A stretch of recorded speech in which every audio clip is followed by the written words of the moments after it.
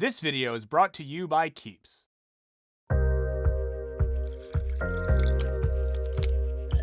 What's up, Wisecrack? Michael here. Have you ever wondered if innovation and technology are ever going to backfire and destroy humanity? And just because science could do something incredible, that it actually should? And once and for all, can anyone explain the difference between animatronics and autoerotica? Well, on this episode of The Good, the Bad, and the Brilliant, we're going to try to answer these questions by breaking down the 1993 classic Jurassic Park. In this film, we see what happens when an eccentric billionaire plays God and brings dinosaurs back to life. It does not go well. And to help me, I am joined by TV writer and performer Billy Domineau. Billy, how you doing? I'm doing pretty well. We've got, the big pandemic outside, but in here we probably still also have the pandemic, so it's good to be less than 6 feet away from you right now. It's good. It's good to know that someone, statistically speaking, in this tiny room that we're in is probably infected. Does that ruin the magic of this to know that this is shot in a room? Like, were people assuming we exist in this neutral space that just has some, primary colored props behind it? Yeah, I mean, I think we think of it as like the movie Interstellar, where we find the fifth dimension, that this room is a sort of fifth dimension where time and space coalesce into this corner. I haven't actually seen Interstellar. That's McConaughey, right? It is McConaughey. So I've seen a Lincoln commercial, and I'm going to take whatever lessons I've learned from that and say that was Interstellar. It's similar to that. I think Lincoln guy Matthew McConaughey starts in Interstellar, and that character is the one in those commercials. It's possible Lincoln guy Matthew McConaughey got paid more than Interstellar guy Matthew McConaughey. Oh, that's probably true. So to get started, let's talk about what's good in this movie. So give us something. What's something you think is good about Jurassic Park? This movie occupies so much space in my brain for so long. I've been thinking about it either consciously or unconsciously for 27 years now. And I cannot think of a more robust screenplay that ties up every loose end, that uses everything it puts into play and makes it meaningful. Nothing is wasted. It's so efficient, and everything has a very big emotional payoff. The first thing that comes to mind there for me is all the ways that they start to hint that, okay, this park is actually not what it seems to be. It is not as sleek, it is not as well run as you think it is. You're getting constant hints throughout it, and it starts in such a small way. When Donald Gennaro, the lawyer, the bad guy, if there is one in this entire movie, he goes to the mine to, talk to the amber miners. He gets off this little barge, he starts walking to the mine in gear that's totally unacceptable. And in the middle of talking about this pending lawsuit, he says, "The insurance company," and then he slips on the dirt and he falls down. The moment the conversation turns to money and not about the safety and logistics and should we or should we not be building this park, that is when suddenly things start to go awry in the smallest way. And throughout that, we start to get all these little hints of, no, this is not right. This is not under control. Yeah, and I think the whole opening probably 10 minutes of the film, as we bounce to all of our main characters, is so good at setting the stakes for who these people are, what they care about, how they might eventually bounce off each other. We get the iconic scene of Dr. Grant teaching a young child on a dig site about why we need to take velociraptors seriously. I do wonder why the child is there. So I've always worked from a place of, okay, you see Dr. Grant, he's at the screen, which he shouldn't touch, but he does touch it. You can't control human behavior, so humans are the variable, not the dinosaurs. But look behind him and you see a lot of extras doing some really hardcore face acting, knowing that this is a big budget thing we're going to get on screen. This is our chance. I've always assumed they are essentially dino tourists. They're coming to volunteer at the dig site and help out. Someone brought their, pudgy little boy along, and he's, starting to be his own little Dennis the Menace. He's trying to make a name for himself as well. He has an agent. The boy needs to eat. His parents are going to squander the money that he gets from this film. That's what child acting is. I love the moment that we have with him when he goes from 6-foot turkey to he's very scared. He's like, I should give this dinosaur respect, because it's 90% fear and 10% me daddy. And there's so much sexual awakening for everyone in this movie, no matter who your favorite star of it is. I am dressed as Laura Dern. It's now good. I just happen to have this. Confusing. Yeah. I will say, you are the first guest on the show who's ever taken things seriously enough to have attire that relates to the film. I would argue I'm the first guest that's unemployed enough to be able to go down that road, to have the time to think about how can I put an ensemble together. That said, I'll take the compliment. That was underneath what I was saying, but I tried to have the positive gloss. But speaking of your outfit, something I love about this movie, and a thing I didn't notice as a kid that I notice now, Laura Dern's performance is really phenomenal. Mr. Hammond, I think we're back in business.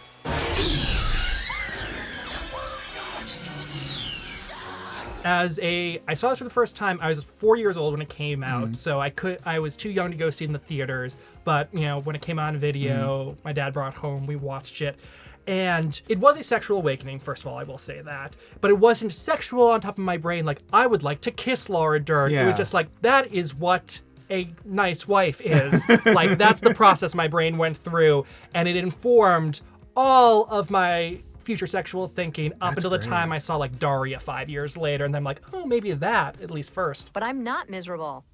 I'm just not like them. I wish that I was a licensed psychotherapist, because I would love to go through the journey of Laura Dern in Jurassic Park being the entry into sexualized fantasizing, and then Daria, an animated outsider, picking up that mantle. This is all very interesting stuff. Well, what's another thing that stands out to you as being good? For a movie that is all about spectacle, at least when you're pitching it and you're selling to an audience, we're going to see dinosaurs, and for the first time in movie history, they're going to look good and real, and they're going to bring about this amazing emotional reaction from you, the audience. It is grounded in so many intricate emotional arcs. You have the most prominent one is Dr. Grant going from, we were talking about, 6-foot turkey kid and him being very aggressive and wanting to stave off the idea of fatherhood and maturity and having to potentially put aside, bachelorhood style dreams. He goes from having the raptor claw out, his knives are out, and then by the time we get to the end of, I think this is a 5-act movie, I'll make that argument. At the end of Act 3, when we're going up into the tree, he sits down. Ow, I hurt my ass. It's because of the claw. Oh, my insecurities are holding me back. I'm going to get rid of my insecurities and move on with my life. That's great. And then even, I think the final time we see him in the movie is with Tim and Lex asleep on his shoulders in the helicopter. And where does he look to? He looks out and he sees birds. Birds are dinosaurs in his brain. And he realizes, oh, yes, I have to give up the Peter Pan fantasy of living in dinosaur land, but I can always take it with me, and I'm still going to be me at my core, as a bird is still a dinosaur. Yeah, and this is making me think, I wrote something down that felt ludicrous as I was writing it, but I want to defend now. There's something symphonic about the movie in which all these interconnected parts always hit at the right moment, come together, not when you think they should, but when they actually should. As long as you're using the word symphonic, first of all, is it okay that I'm waving this pen around? This feels like violence as I'm like throwing it back and forth. I do feel threatened. Great. This is the first time as a child that I ever cared about music in a film. To this day, I think it is the greatest film score I've ever heard. You have the na-na-na, that's the main theme. You have the adventure theme, dun dun dun dun dun, and then you have the raptor theme as well for the moments of extreme danger. I don't even know the notes to that one. The main theme, I will argue to this day, it's the perfect thing to walk down the aisle to. In fact, a former partner stole that from me. It's okay, I understand. You liked a good idea. That's fine. You know what? It wasn't for me to say whether my future wife will use that. We'll see. That is one piece of music where it's just like, oh, I want to go on this journey right now. It's this beautifully sad, melancholic piece of. It is you are listening to a beautiful dream, and the notes in it are constantly remind you that this is so wonderful, and yes, it is a dream. This can never be had. It's in the past. But try if you want to, go through that emotional heartbreak. You're welcome to remember the dream. Yeah. Now, I feel like we could go on with the good for this for quite some time. I'm gonna hit a couple things real quick. You can agree or disagree before we end this. The CGI and animatronics, 27 years old, hold up, doesn't take you out of it. I also think it's cool that this movie got an entire generation, largely I'm sure our generation, excited about dinosaurs and into science. And I also think through the eyes of the children, the movie, and this is a very Spielberg thing, captures a sense of childlike wonder in a way that doesn't feel forced or gimmicky. And I think that really catches you in the film. Anyone who's watching this probably has seen it multiple times. It's probably been many, many years since you saw it the first time.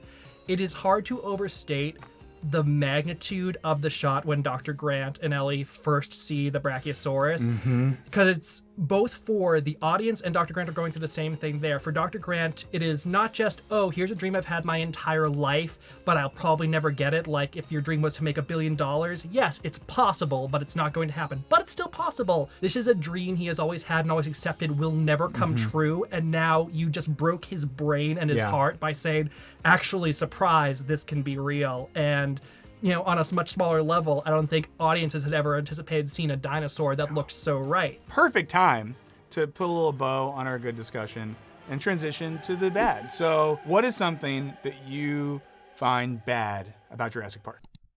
But before we continue, I want to give a shout out to this week's sponsor, Keeps. Did you know that 2 out of 3 guys will experience some form of male pattern baldness by the time they're 35? It sucks. And unfortunately, avoiding the sun, wearing hats, or cutting down on shower time doesn't stop it. Still, prevention is the key, and Keeps treatments work to help you keep your hair. The sooner you start, the more hair you will save. 66% of men even experience hair regrowth. Keeps has revolutionized the way men are treated for hair loss. With Keeps, it's easier and more affordable to get treatment. They offer products that are FDA approved and available over the counter or with a prescription. You simply visit a doctor online and get the medication delivered right to your home. It's so simple and easy, so if you're noticing hair loss and are stressing, do something about it. For a limited time, go to keeps.com/wisecrack or click the link in the description to get 50% off your first order. Now, back to the show. The first thing I'll say, and this is a critique of Spielberg movies more in general than is this one, we're lacking moral ambiguity, even though there is a whole question throughout this of, is it right, is it wrong to bring back dinosaurs? Is it right to think that we can possibly control them, or is it utter folly from the beginning? In the end, the answers are all pretty clear to that, or at least the answers the movie presents to us, and we know where characters fall. It's not pure black and white, but it is a very linear spectrum, and I'd love some extra dimensionality or some ambiguity there. That could be fun. That said, I don't even know if I wanted. Would that make it a totally different movie? Yeah, no, I think you're right there. This is so much more minor than that. Something I think is bad or questionable, a crazy old billionaire invites his grandchildren to test out a dinosaur park. Like, he doesn't think, let's get some weird employees or like pay some orphans. His own blood, he wants them to be the test subjects. Like, what did he tell his children that sent them? Like, if Child Protective Services heard about this, what would happen? And they're in an international situation as well. I think that's kind of reckless, and I can't help but think about that when I watch the movie. I think about that a lot too, and there are two sides to it. One is the I don't believe it, and I'm with you on that. I think he's smart enough to know this is not the time, although they do set up the idea of his daughter is getting a divorce, so he's clearly just trying to take their minds off it. He had to leave early. He wants to be with his daughter. She's getting a divorce. Also, what Hammond lacks at all times is a respect for the variables he's introducing into this equation. He doesn't recognize that just by bringing in 2 extra bodies, that is going to have different effects on the system as a whole. Yeah. I mean, I'm glad they're there because Tim and Lex bring a lot to the film. The only other thing, and this is in a similar boat that I don't like so much, the staff seems kind of dumb. These are dilated. Take a look. You should know this. I'm confused about that scientist too. Does he, after dropping her back at the compound, does he then get to the boat in time? Or is he just in his own little bunker the whole time? I feel like he disappears. Honestly, why is he just assuming, again, everyone just says, there is a problem on this island that overall comes back to the good side of this. Everyone assumes that the dinosaurs and the employees will behave lawfully, and they just assume, no, that won't be a problem because we hope it won't be. And it's just another way that we learn, okay, no, this park is not in control. I'm not, like, this goes back to that earlier point I was making, but during the Mr. DNA sequence, the best exposition in any movie of all time, period, scientists decide, no, we want to get off the ride now, bar up, and are able to escape it. Can they do that? If you cannot control people, how can you control dinosaurs? And it's a perfect illustration of that. Another thing I've got on here, I don't love, and again, this is almost more of a Spielberg commentary, I don't love the dinosaur sneeze. I don't need the Brachiosaurus sneezing that's a good on Lex. point. And I get that it is for kids. It's a lot like the scene in Temple of Doom when they first get to the palace and they're like, oh, we're having a great feast for you tonight. And it's just a quick gross out moment knowing that a lot of your audience is 7 years old. Yeah. But I personally think there are better ways to appeal to kids than just have a dinosaur scene, especially when it's the worst animatronic of the entire movie. And then if you hypothetically were to rewatch this movie during a global pandemic that involves the potential of coughing on people, it added an extra layer when I saw that, because I imagined an infected dinosaur coughing on me, and she's covered with it like slime. And then as a clean freak, I think there's no towels. Yeah. There's no like wet wipes. She's just out here. If she cleaned it off at all, it was back in that like runoff sewer where she was hiding during the car sequence. Yeah. And who's to say that's not filled with Giardia from dinosaur shit? Like, we don't know the 100%. answers to that. But I'm glad we agree on this. You know, we can shake on it. Nope, not going to shake on it. Nope. We'll probably cut that. I didn't like that bit around. Now we can't cut it because you said we shouldn't, and then it'll be a joke on your behalf. Anything else you think is bad about this movie? I think there are a couple moments, even though we have the Mr. DNA sequence, which is perfect exposition, there are a couple moments of exposition that I don't love so much, which is T-Rex's vision is based on movement. Yeah. We start saying that early on. We say it 5 different times, so I appreciate like the brute force of it, but it's still something that's just like, okay, you clearly just need this for a plot element. Something we've since learned is not true. Really? Yeah, that's one of the dinosaur facts that isn't true. Their eyes were actually more straight ahead than on the sides. So there's no good evidence right now that that's how T-Rex sight worked. Well, They also had feathers. Any last bad things that you can muster up? last thing I'll point out is I'm calling this financial continuity in that scene that we get, which is like the long dark night of the soul, where you have Dern and Attenborough talking in the cafeteria. They're eating melting ice cream because it would go to waste otherwise. That is like, that's the ice cream that you go to Kroger and get. It's the 6 gallon. Not good quality. Yeah. It's like, and sure, it's delicious. I will eat that all day. But a guy is saying spared no expense as his catchphrase on this island. He Yeah. spared expense on the ice cream. Well, and Laura Dern has a bite and she goes, "No, it's not. No way. No way it's good melting at all." and it's plain vanilla. It's not even vanilla bean. Yeah. Like, I can enjoy that, but it's not Then good. compare that to the cake buffet that the children enjoy later. Who is it for? There's like a French patisserie somewhere on this island. Why would you make all that? You know that there's like 6 people here. That's where I do like the kid acting and the kid jokes of Timmy grabbing 2 serving spades and just be like almost ready to sharpen them Yeah. against each other. So before we get to the brilliant, let's have a little fun. We're gonna do the lightning round now, where we can ask each other questions that are related or kind of related to the movie. We'll go back and forth, but you can start first. So what's your first question? So we've already gone over Laura Dern in this movie was a sexual awakening for me. What movie or TV character at some point served as a real bounce for your sexual understanding? Great. Madonna, and I'm pretty sure it was the Like a Prayer video, because one of the first dreams I ever had in life that was at all sexual involved Madonna. And as a kid, I was just confused about what it meant, but I think that was the first time my unconscious was sexually activated. That's beautiful. If you had to go on a deep jungle adventure, which character do you take with you and why? I'm just going to go with Muldoon Great. because this is a man who has a dark history, clearly. Yes. And he's also capable with a gun until he's not. So I'm taking him. And also, we could say iconic lines from this guy: "Clever girl, and shoot her." Very iconic. He did a lot with a little in this film. So Jurassic Park had a ton of toys and merchandising, so much so Yeah. that they even referenced it in the movie before the movie came out by seeing that shot of the gift shop. Is there a movie or other media property that you think should have had more toys associated with it that would be a lot of fun for us to play with as kids or adults? Okay, this one kind of toys, but maybe an overall aesthetic. I think the Royal Tenenbaums. So like, you could have the outfits. You could have like a children's book with paintings in that style. You could even do like a kind of twee like record player for someone's house. I just think you could have got a lot of leverage out of that. And I think that's evidenced by how many people still use that as inspiration for like Halloween costumes every year. So They could have really teamed up with Urban Outfitters on that one. wow, Wes Anderson missed out on buckets of money with that. Idiot. What animal or creature in general would you bring back from extinction? Can't be dinosaurs.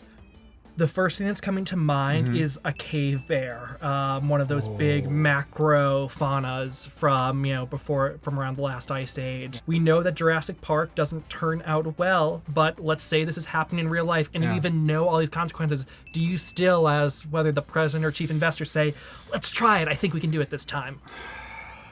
I still think I would. There's something about dinosaurs and space travel are those 2 things that the kid brain in all of us can't say no to. Yeah. Too exciting. What do you think dinosaur meat tastes like? So it's reptile. Uh-huh. The easy comp there is alligator. If anyone has not had alligator, it's the simple comp there is just chicken meets fish. And I love frog. I love alligator. And on the amphibian side, I like frog legs. And because these are mutated dinosaurs who are part frog, there we go. So it's a very white meat, almost translucent probably. Although you could get some red meat like on a bigger carnivore. Yeah, so we want a Cajun chef on this because they would have the experience with alligators and frogs. The easy answer is you get it served blackened. Well, so thank you for that. That was a very fun lightning round, and I appreciate all the prep that went into that on your end. There's so much mutual respect here. A lot of respect. I feel it. So now that we've done good, bad, and lightning round, it's time to get into the parts of the movie that make us think, the real big questions. For us, that's the brilliant section. So what is something from Jurassic Park that you think deserves the title of brilliant? Let's just start with the core of this movie thematically, the idea that the brute force of nature will always triumph over intellect. And we're seeing that on every time someone fails in this movie pretty much, it's because they thought they could outsmart the just basic forces of nature. Whether it's Hammond thinking, I can control these beasts. Whether it is Nedry thinking, oh, I can create a computer virus and I can escape the island, but no, the typhoon gets in his way. And he was never even planning for that in the first place. Even one of my favorite shots in this movie has always been when the raptors are attacking the control room and you see from probably the Mr. DNA shows going on and you see the genetic code projected onto the raptor. I'm just like, I love that. I don't know if I'm fully appreciating everything that's going after there, and I'm going to take a stab at it after watching it last night. The idea is the raptor is so smart right now, but even that brilliance is born of nature. So the reason you can never use brilliance to outsmart nature is because it's coming back from that same source and it's just going to bowl you over. Well, yeah, and I think like that so much of that is summed up in Malcolm's, life finds a way quote. You're implying that a group composed entirely of female animals will breed? No, I'm simply saying that life finds a way. And I think that says a lot about how like organic matter and organic life is something that in so much as humans have constantly tried to control it, we just can't. Every single time humans have the hubris to think that we can control where water is flowing or the temperature in a certain place or what livestock grows here or there, things can take us out. Even a small virus that we can't even see could potentially have a life-altering effect on an entire planet, I don't hypothetically. know what you're talking about. I'm just spitballing. I saw Contagion recently. It seems like a fun fictional idea. I think the movie, a lot of the questions it brings up are just as relevant, if not more relevant now than they were then. So, I've written down whether it's genetic engineering, cloning, and the big idea of humans modifying nature. And that weird kind of paradox of humans being natural entities which via our weird fucked up reason are now trying to go backwards and change the same natural processes that led to us. Seems not good. Obviously there you're getting into the Laura Dern quote, God creates dinosaurs, God destroys dinosaurs, or I guess it starts with Sam Neill. Yeah. That's okay. No, it starts with Ian Malcolm, who is Jeff Goldblum. There are too many names in the world. God destroys dinosaurs. God creates man. Man destroys God. Man creates dinosaurs. Dinosaurs eat man. Woman inherits the earth. This movie is constantly obsessed with the idea of what is that force that is causing sort of regeneration and destruction and rebuilding, and can you ever, as I started saying earlier, can you ever sort of come out on top of that? Can you beat it in the long run? And the very clear answer seems to be no. But what you can do with Grant and the pelicans he's looking at the end, you can decide, I'm going to kind of go with the flow here and see if I can ride that out to its best result. Yeah, and I think that the quote you mentioned before, that's the two-parter with Malcolm and then the Laura Dern character, when it's sort of, God creates dinosaurs, kills dinosaurs, creates man. The important part for me is when it says man kills God. So I think without that, the film wouldn't be as poignant. But the idea that humans have killed off the idea of something that's more powerful than them outside of them, and the killing of God gives them the ability to think that we are God and we can create things, which makes me then think about the way in which human innovation can lead, or sow the seeds at least, to self-extinction. Yeah, and you also have the quote, I love the scene so much. It's after the raptor feeding. They go into like, okay, let's eat our lunch now. And they are in this boardroom, which is just dark and it's got projectors going around. Like it's oddly reminiscent of like the Doctor Strangelove war room almost. And the idea is, okay, we're now going to have a rational discussion about the entire problem of the park. And we're going to look at all entirely through financial terms with projections of future revenue.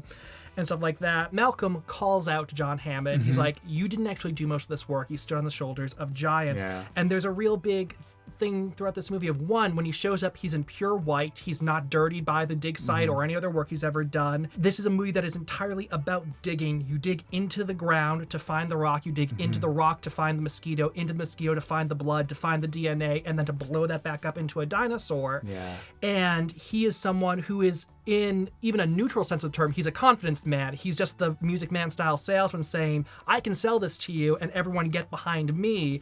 And because he is not directly involved with any of the processes, he never has an appreciation for what could go wrong and why that's important. Well, exactly. I think there's a theme, too, of people that have the power to make modifications to nature or innovate new technologies are often the types of people that aren't physically doing those things and might not have to live with the consequences. So whether it's like an industrialization, building these awesome factories and not realizing that the waste of those factories would poison drinking water for generations and kill off people, whether it's the way in which we've used various sources of energy to now drastically change the ecosystem of our actual planet, most of these things are done without thinking through the potential implications of them. And by the time we realize it, it's too late. This movie, so we already talked a little bit about Alan Grant's arc from, essentially put off bachelor to family man. Yeah. We're also dealing with other family themes in there, and it's cool that it's able to tackle complex ideas in very small ways. I really think that there's a big theme of PTSD going on in here with the kids, especially with Lex. My friends do not agree with this. I'm going to still make the argument now that I have a platform.